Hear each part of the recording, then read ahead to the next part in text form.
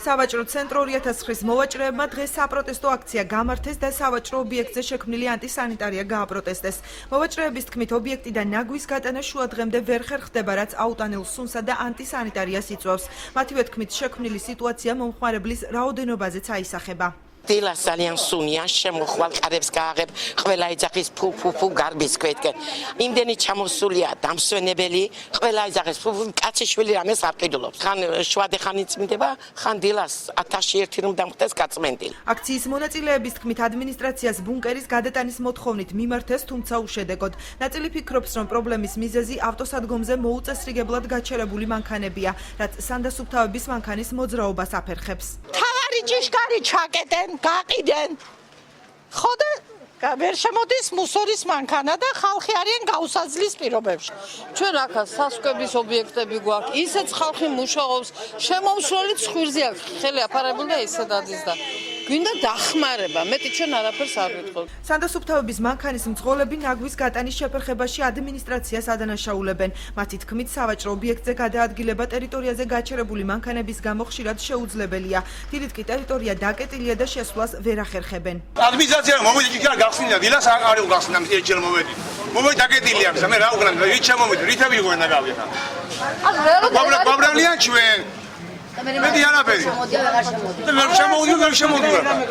ეს მეოთხე ვაკიდან შემოსვლაში კიდევ ერთი საათი შემოვიდია და გავიდე. მეტრეში განიდა და თავისუფლად. გამოთქმულ პრეტენზიებს არ ეთანხმება სავაჭრო ცენტრო 2009-ის ადმინისტრაცია. ცენტრის წარმომადგენელი პრობლემას სანდასუფთავების სამსახურში მანქანების სიმცირით ხსნის. თამაზ ძნელაძის განმარტებით, ბუნკერის სხვა ადგილას გადატანის საკითხზე მუშაობა გაგრძელდება. მე არ ვიცილებ პასუხისმგებლობას. მე იმიტომ რომ ფაქტი ერთია. ნაგავი თუ დაგვიგროვდა, ესე იგი ვერ გაიტანა სანდასუფთავება. სხვა აქ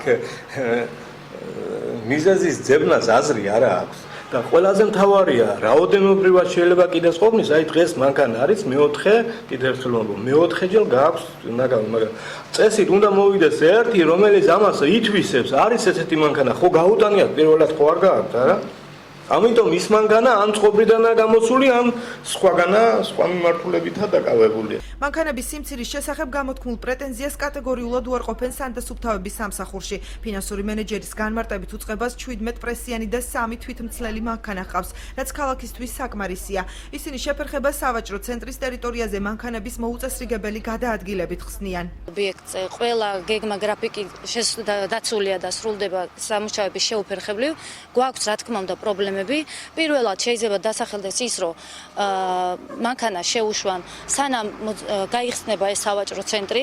პირველი ეს პრობლემა აღმოფხვრება, მეორე ის, რომ თუ შუადღისით დაჭირდება მანქანას იქ შესვლა, დახვდეს იქ ისეთი პასუხისმგებელი პირი, ვინც უზრუნველყოფს აი ამ უსაფრთხო გადაადგილებაზე. სანდასუფთავების სამსახურში ერთ-ერთ გამოსავლად სავაჭრო ობიექტის ავტომობილებისგან განტვირთვას ან ადმინისტრაციის მიერ მუყავის დასაკუცმაცებელი დანადგარის შეძენას ასახელებენ, რის შემდეგაც ისინი მზად არიან ტერიტორიაზე ურნები განათავსონ.